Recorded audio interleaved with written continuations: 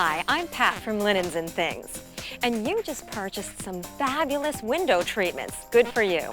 Well, now all you have to do is to style them as beautifully in your home as they were in the store. So right about now you may be having a "what was I thinking about" moment. Don't panic. We're here to help. Putting together window treatments can be easy and a lot of fun. All it takes is knowing some of the basics. In this show, we're going to take a tour through this beautiful home and meet some very smart and experienced window experts from Linens and Things who will show us some of those basics.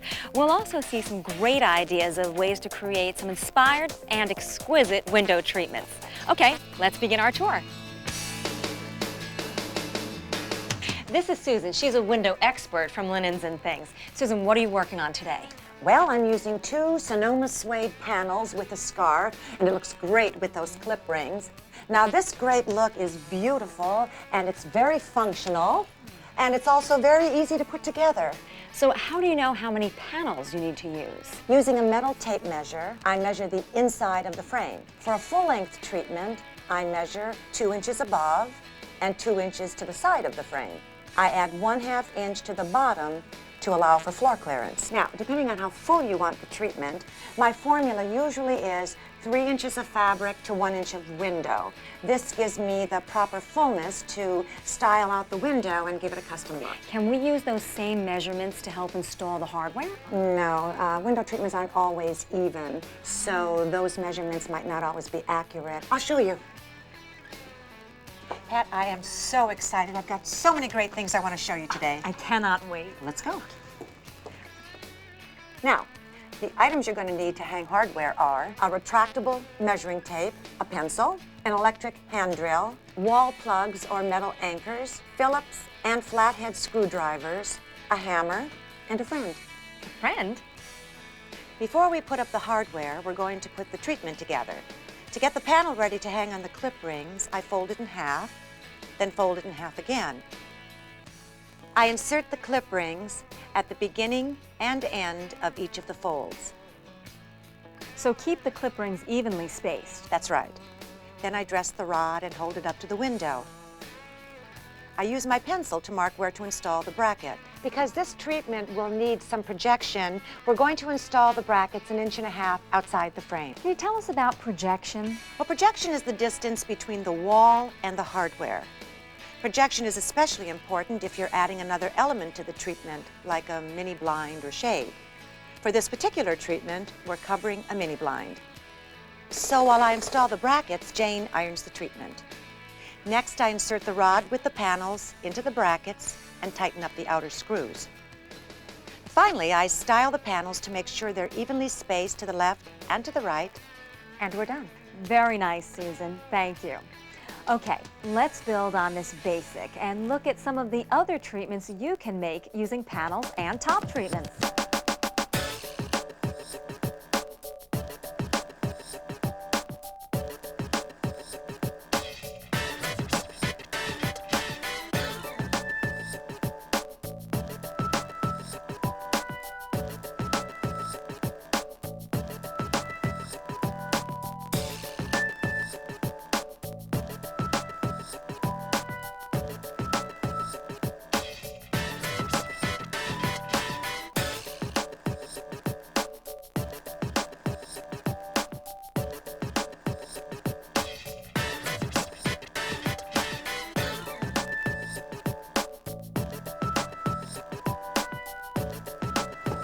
Hi, welcome back. We're going to move on to our next great look.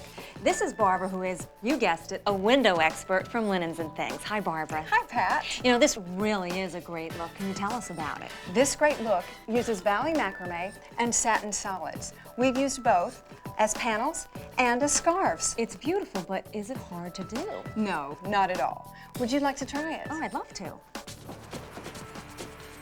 We hang the tab panel, position it in the corner.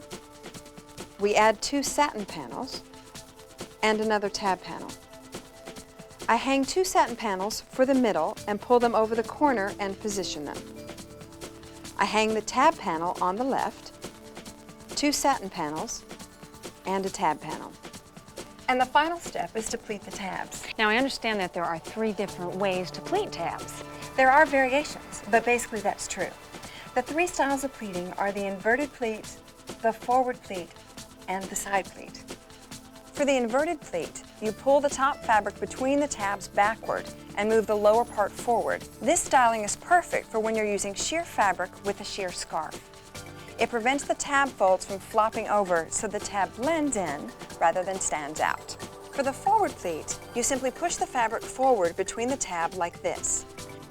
With the side pleat, you fold each pleat to the side. Left tabs to the left, right tabs to the right. Okay, so that brings us to our top layer, a scarf. And let's talk a little bit about scarves, because I know the experts are saying that the scarf is probably the most versatile window treatment that's out there today. Well, they really are, and that's because there's no right or wrong way to hang a scarf, and you can use them with anything, including tab panels, tailored panels, pull-top draperies, and mini blinds.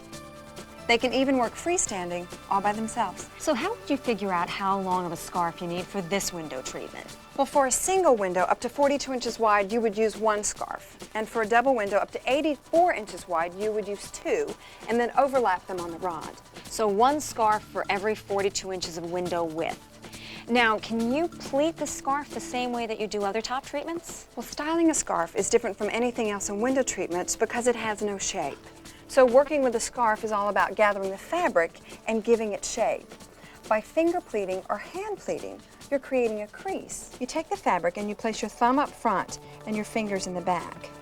You gather the fabric together till you get a good section, and then you go back and keep gathering the fabric.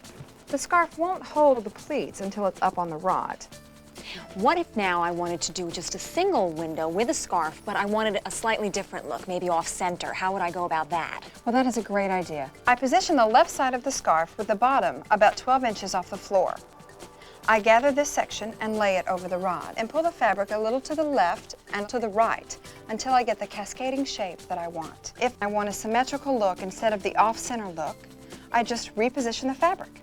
Now that is a great example of why I love scarves so much, because they give you so many different options. And even if it's not perfect, it still looks great. Yes, absolutely. Okay, how about a bishop sleeve? Now how is that different? Well, the bishop sleeve is a very popular effect. Let me show you.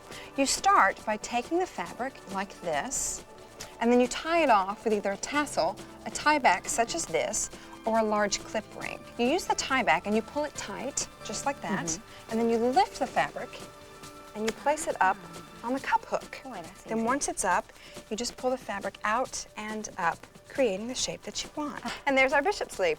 By using 30 inches of fabric, you're creating a bishop sleeve that is 15 inches long. You can also use multiple bishop sleeves along the sides for fullness. Thanks so much, Barbara. Now let's take a look at some more exciting things that you can do with scarves.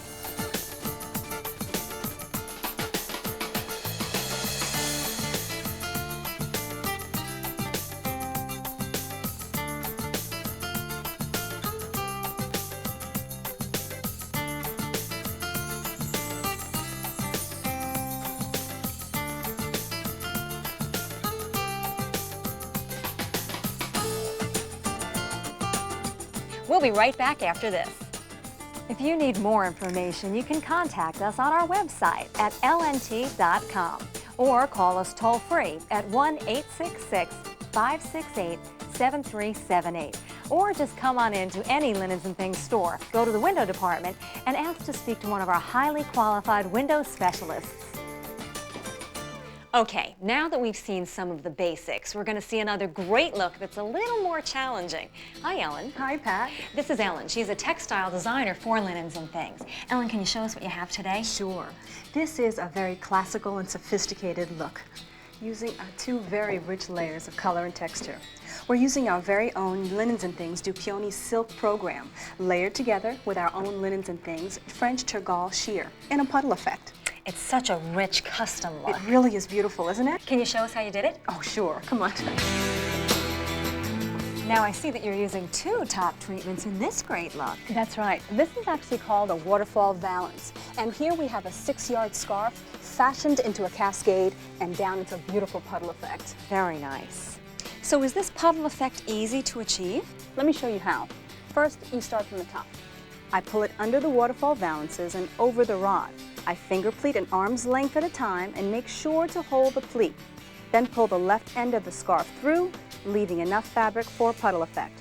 Now to style the puddle, take the scarf and pull it up and let it drape gently on the floor, like that. We're going to end the show with something really special. This is an absolutely wonderful look. Can you tell us about it? It's a formal look that marries together two totally different types of fabric for a rich, really refined look. It features St. James pole-top line drapes and an ascot valance that coordinates exactly with the bedding, and crushed parfait and pole-top panels. Now, this is a symmetrical cascading scarf, right? That's right. You got to tell us how you did that. Oh, yes, come on. So this is the same treatment without the scarf and the ascot. That's right. Let me show you how it's done. Sure. To begin a symmetrical cascade, we start in the middle. Okay.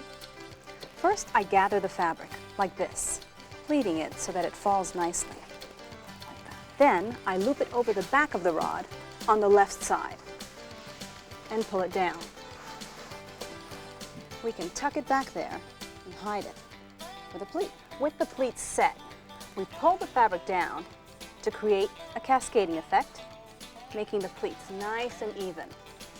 And then you would repeat that process on both the left and the right side. That's right. Sure. Now to complete this great look, we'll add ascot valances. The ascot adds a sophisticated elegance to any treatment. At the end of the ascot, different types of decorative materials are attached, like beads or glass or tassels, and it enhances the look by giving it a really interesting accent. Now, what if I wanted to do a window, let's say a standard size? How many ascots would I use for that? Well, for a 36-inch window, I recommend 2, like these. Great. Well, thank you so much, Ellen. You're very welcome. Hi, my name is Stephen Katzman, and I'm the president of American Blind and Wallpaper Factory. I'm very proud that through a special partnership between American Blind and Wallpaper Factory and Linens and Things, we can offer you top quality, name brand special order blinds and wallpaper. We have over 500,000 styles of blinds and wallpaper from America's leading brands, including Levolor, Hunter Douglas, Louver Drape, Duet, Kirsch, Imperial, Waverly, Village, and Seabrook, just to name a few. This is the identical top quality name brand blinds and wallpaper that you see at other stores and home centers, but at savings from 25 to 85% off. You can get our free American Blind and Wallpaper Factory catalog from your local Linens and Things store or call 1-800-340-9260. You can also order our catalog and start shopping now at lntcatalog.com, where we make it easy to select, easy to measure, and easy to order just the right wallpaper or blinds to fit your needs. The American Blind and Wallpaper Factory and Linens and Things. Great looks, great brands, great prices, great partners. Well, that wraps it up for us. I hope we were able to help you today with some of the skills and the inspiration you'll want to help make window treatments make your home more beautiful. Now, don't forget that you can find out more about window treatments at lnt.com or by going into your local store and speaking with a window expert. Well, thank you for shopping at Linens and Things. We hope you had a great experience and that you'll come back again soon.